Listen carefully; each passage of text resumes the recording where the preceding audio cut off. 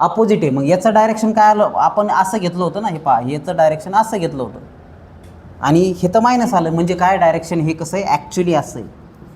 समजलं? हे मायनस आलं आहे म्हणजे अपोजिट डायरेक्शन, खतम. समजलं? चला, याच्यात कोणाकोणाला अडचण आहे? कोणालाच नाही. हे झालं आहे तुमचं ऑलरेडी. ओके, आता एक काम करा, लिहून घ्या पटकन.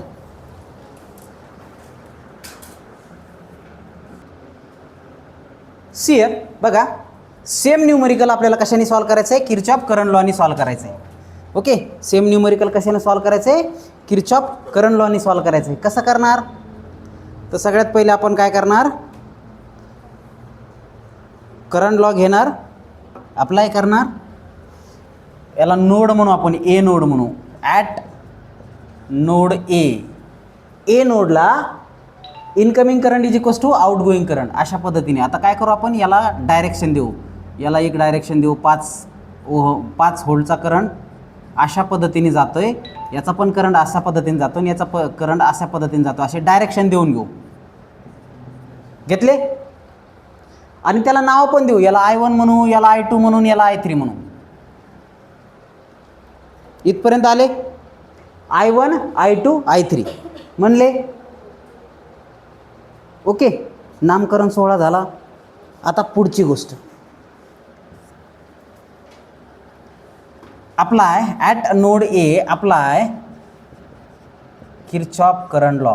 काय करायचं आहे? किरचॉफ करंट लॉ अप्लाय करायचं आहे. मग किरचॉफ करंट लॉ काय सांगतोय? Incoming current is equals to outgoing current. आता कसं सुंदर दिसतंय पेनाचे परिणाम बघा. मग I1 plus I2 is equals to I3. Incoming current कौन कौन थे? ये भी करंट आ रहा है, ये भी करंट आ रहा है और ये जा रहा है. Incoming current is equals to outgoing current. आता इनकमिंग करंट किती आहे माहिती आहे का आपल्याला? ते तर काढायचं आहे. तर मग बघा, याचं पोटेन्शियल डिफरन्स काय असेल? करंट काय असतं रे? I is equals to V/R. तर इथं वापरायचं आहे. तर I1 साठी काय असेल रे मग? 4 - VA डिवायडेड बाय 2. व्होल्टेज, पण व्होल्टेज एक आहे का? नाही. व्होल्टेज पोटेन्शियल डिफरन्स आहे, higher potential minus lower potential.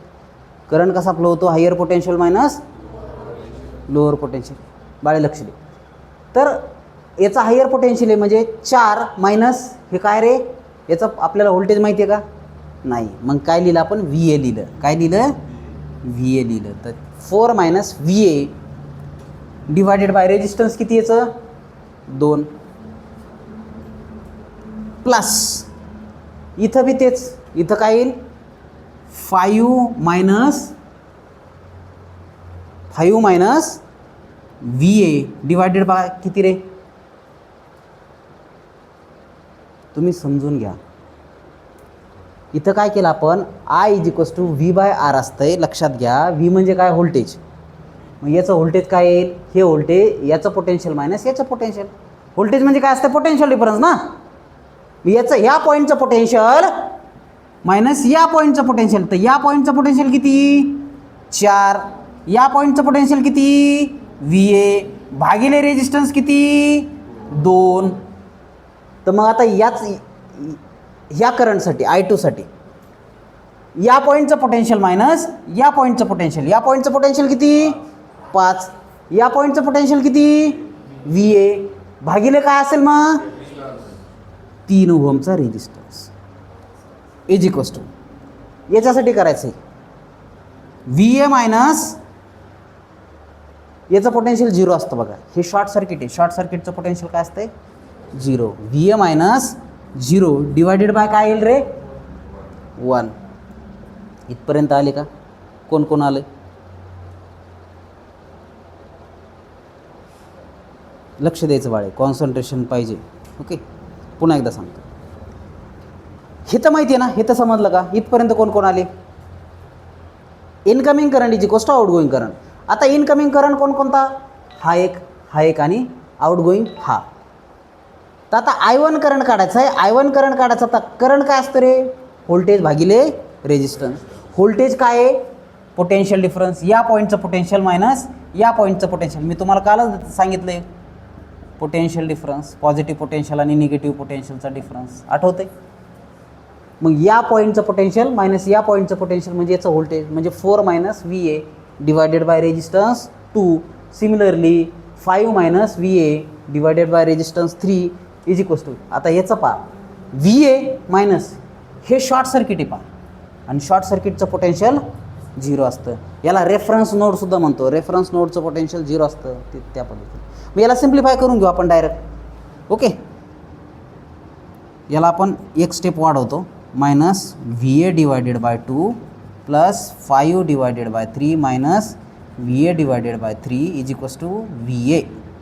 काही नाही डिवायडेड बाय तर खाली 1 जसा तसं घेऊन 0 डिवायडेड बाय 1 म्हणजे 0च. तर याला सिम्प्लिफाय केलं हे किती येईल रे 2 मायनस हे किती येईल रे 0.5 VA. हाफ म्हणजे काय 0.5 प्लस 5 डिवायडेड बाय 3 किती येईल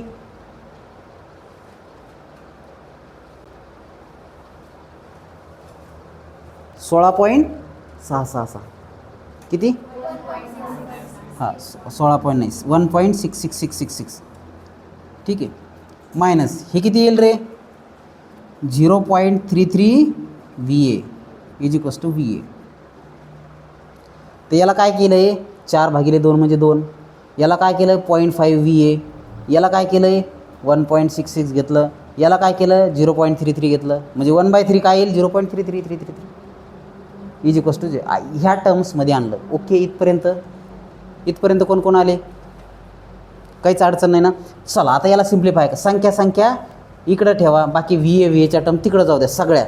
तर हे काय येईल रे 2 आणि हे किती येईल 3.66 बरोबर. हे पहिलं VA होतं. आता हे इकडलं VA तिकडे गेल्यावर 0.33 VA प्लस 0.5 VA. हे पहा हे VA जसं तसं हे तिकडं आणलं हे प्लस झालं, हे तिकडं नेलं प्लस झालं. तर हे असे VAच्या टर्म आले. चला तर 3.66 इज इक्वल्स टू ह्या सगळ्यांची बेरीज करा 0.83 VA. मग VA इज इक्वल्स टू 3.66 भागिले 0.83 किती आलं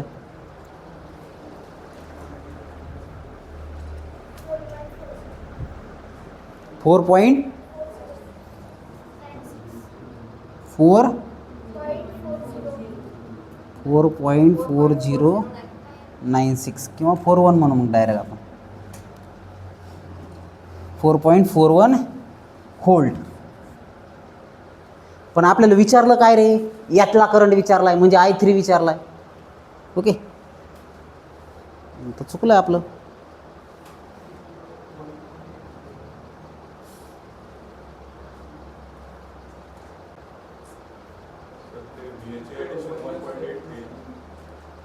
याचे ॲडिशन 1.83 येईल. करेक्ट 1.83 आणि हे सिम्प्लिफाय करा. याचं किती येईल हे 2 येईल 2 व्होल्ट येईल. अरे बाळे VA प्लस हे या दोन्हीची बेरीज आहे 0.83 आणि हे 1 आहे ना. 1 अधिक 0. हे पहा 1 अधिक 0.33 अधिक 0.5 बरोबर 1.83. नाही ठीक आहे, चुका होतात तुमच्याकडूनच होतात असं नाही, माझ्याकडून पण होतात.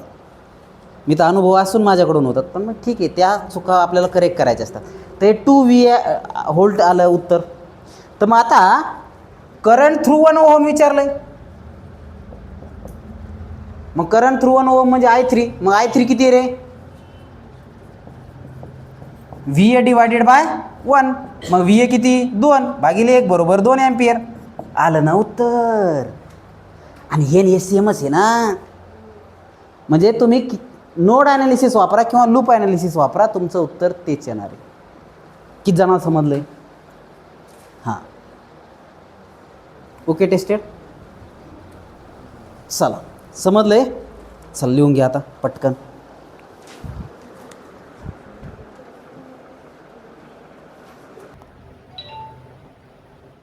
इथं 15 ओम मधला करंट काढायचा बाय KVL आणि KCL.